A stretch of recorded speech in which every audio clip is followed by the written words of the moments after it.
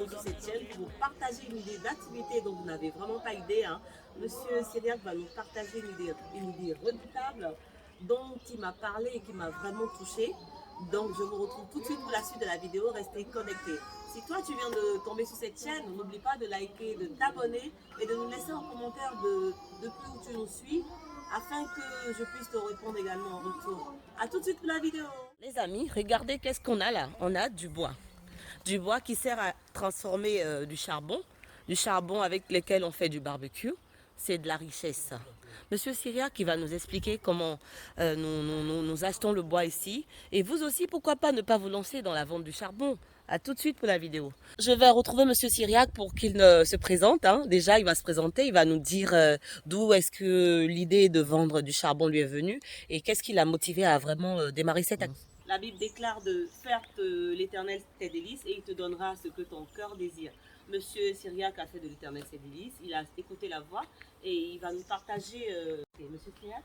Oui, bonjour, je me présente Cyriaque Jean-Michel, je suis de la Guadeloupe et comment l'idée est venue de faire du charbon, c'est parce que j'avais un grand voyage à faire pour la métropole, c'est pour une retraite spirituelle et les moyens financiers étaient très astreints, c'est-à-dire qu'avec l'entreprise qui ne fonctionnait pas convenablement. Attendez, justement, n'allez pas trop vite.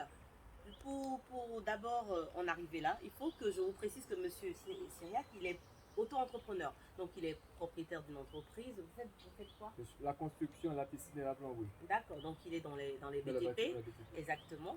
Et malgré sa structure personnelle, il a eu l'idée d'aller chercher de l'argent, d'avoir plusieurs sources de revenus. Donc, ça nous rejoint notre motivation sur notre chaîne qui est ressembler à la femme du prophète 31, à savoir avoir plusieurs sources de revenus à son actif. Donc, pour investir dans son projet de voyage, il a quitté la France. Oui, j'étais en Guadeloupe et tout d'un coup, j'ai un ami qui m'a payé sur des travaux que j'avais faits. J'ai décidé de cet argent de le multiplier.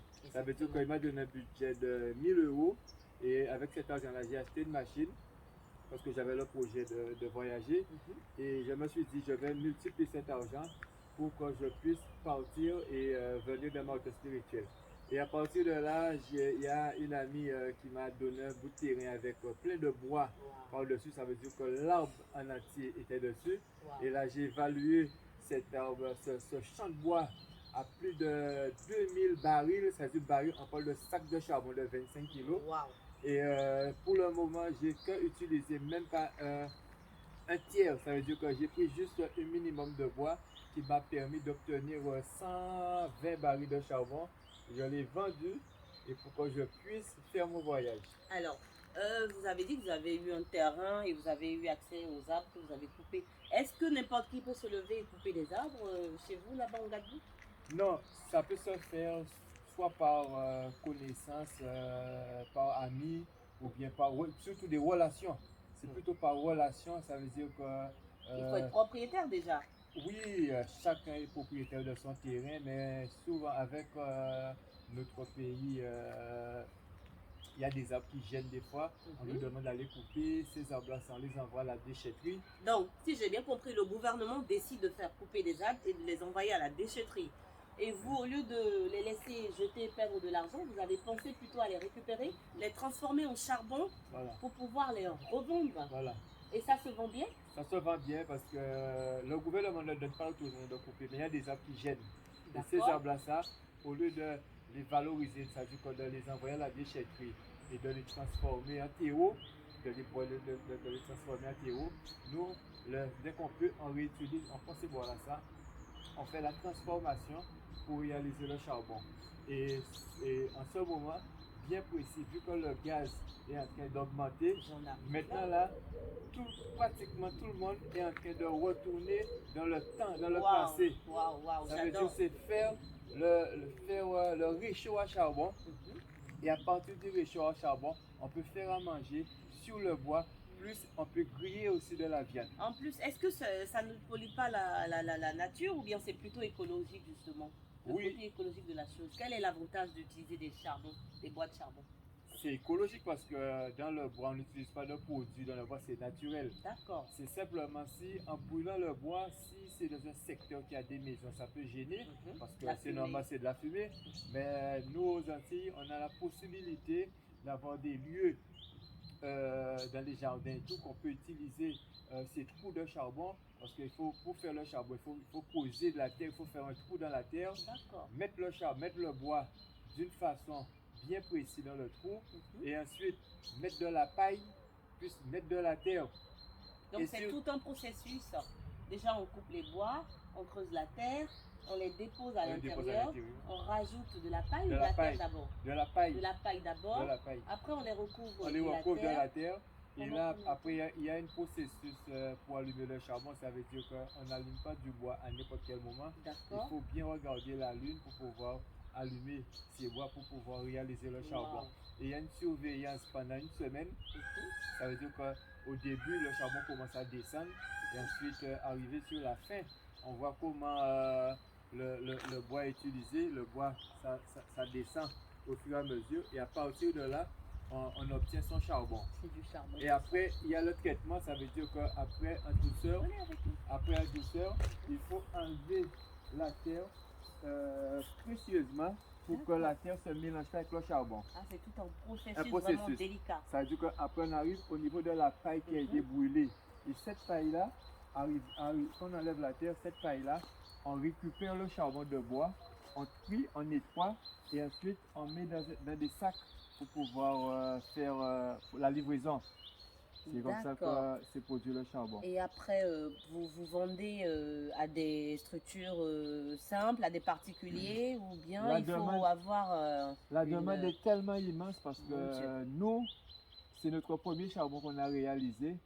On pensait qu'on aurait des difficultés pour Mon faire le Dieu. charbon. Et on s'est trouvé en rupture de stock en Wow. même pas une semaine. Waouh. Et nous sommes en métropole. Là, on a des demandes sur l'année qui nous attendent. Ah, j'imagine très bien. Vous imaginez combien de pactoles Monsieur Cyriac peut se faire dans le commerce du charbon? Vous qui me suivez, qui pensez qu'il y a des sommetiers, qui ne voulaient pas toucher, mettre la main à la pâte, voilà une idée d'activité rocambolesque que nous vous partageons aujourd'hui. Il est parti de rien du tout. Mais après, il faut quand même investir dans la machine pour couper les arbres.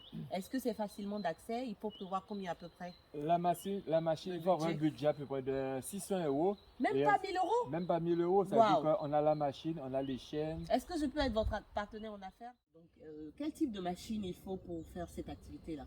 Là, il nous faut une tronçonneuse. Mais il y a plusieurs catégories de tronçonneuses. Moi, je suis parti sur une tronçonneuse avec une chaîne de 40 cm de longueur. C'est pour pouvoir.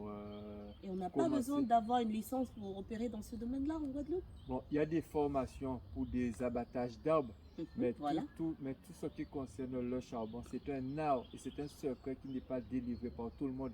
Ça veut dire qu'il faut vraiment côtoyer des charbonniers pour pouvoir écouter, pour pouvoir capter ce qu'ils font, pour pouvoir mettre dans sa tête, oui, dans ce Faut bien faire business, les choses. il y a de l'argent à faire.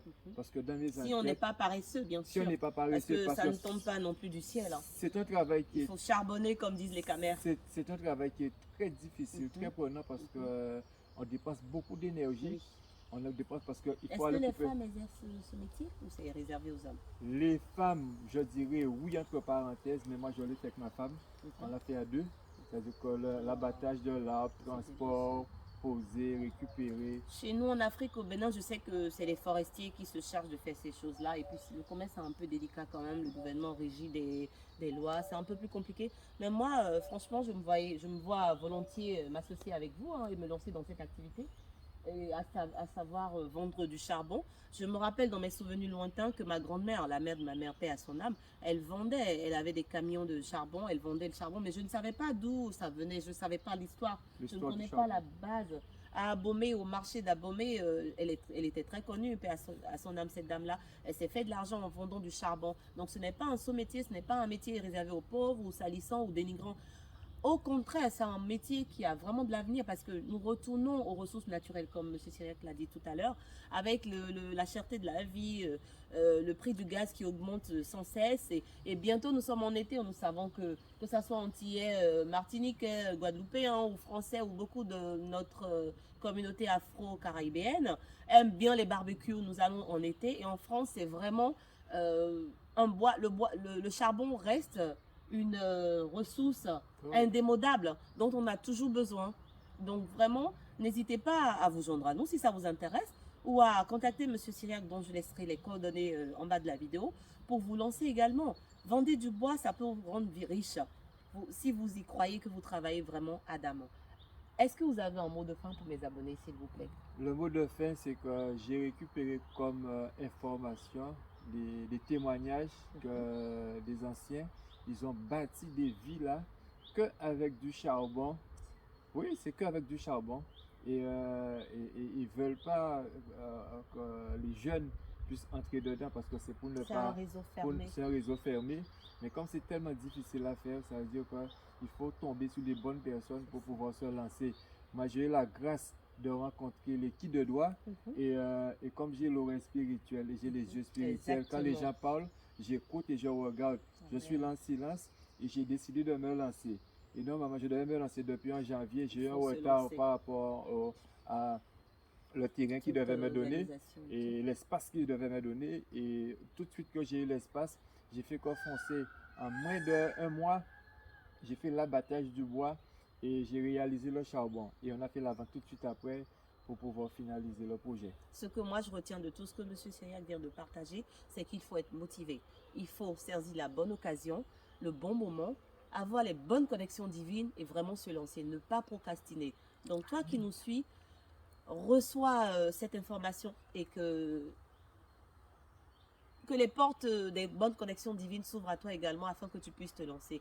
Rien n'est facile, mais on arrive toujours à ses fins quand on a de la détermination. Merci d'avoir été avec nous sur la chaîne La Fifamé, la chaîne de la femme à l'image du Proverbe 31. Monsieur Cyriac, vraiment, c'était un plaisir. À très bientôt. À bientôt. Merci.